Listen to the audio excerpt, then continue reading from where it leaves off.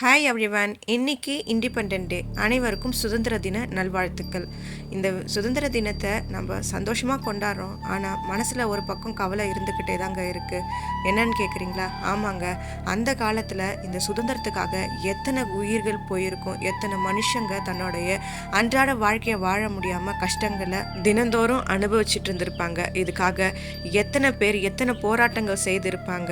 அவங்களோட சந்தோஷம் எல்லாத்தையுமே அவங்க விட்டுட்டு தாங்க அவ்வளோத்தையும் பண்ணியிருப்பாங்க. ஆனால் இப்போ நம்ம இருக்க இந்த காலகட்டத்தில் ஒவ்வொருத்தவங்களும் அதை பற்றி நினச்சி கூட பார்க்காம அவங்க இஷ்டத்துக்குன்னு ஒவ்வொரு உயிர்களுக்கும் ஒவ்வொரு உபத்திரவத்தை ஏற்படுத்தி கொண்டிருக்காங்க. மனுஷனுக்கு பெரிய பாதிப்பை கொடுக்குறவங்களா இருக்காங்க.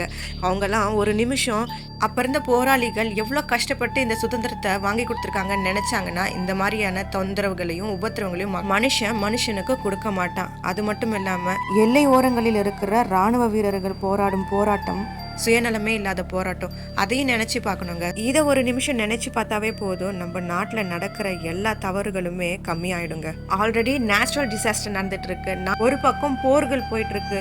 இதெல்லாம் பத்தலன்னு நம்ம நாட்டில் இருக்கவனே அழிக்கிறான். இதெல்லாம் நினைக்கும் போது ரொம்ப கஷ்டமா இருக்கு. இதெல்லாம் மாறணும். இதெல்லாம் மாறுறத நம்ம காலகட்டத்திலே பார்க்கணுங்க. இதெல்லாம் மாறுச்சுன்னா ரொம்பவும் சந்தோஷமா இருக்கும். நான் சொன்னதுல ஏதாவது தவறு இருந்துச்சுன்னா என்னை மன்னிச்சிடுங்க.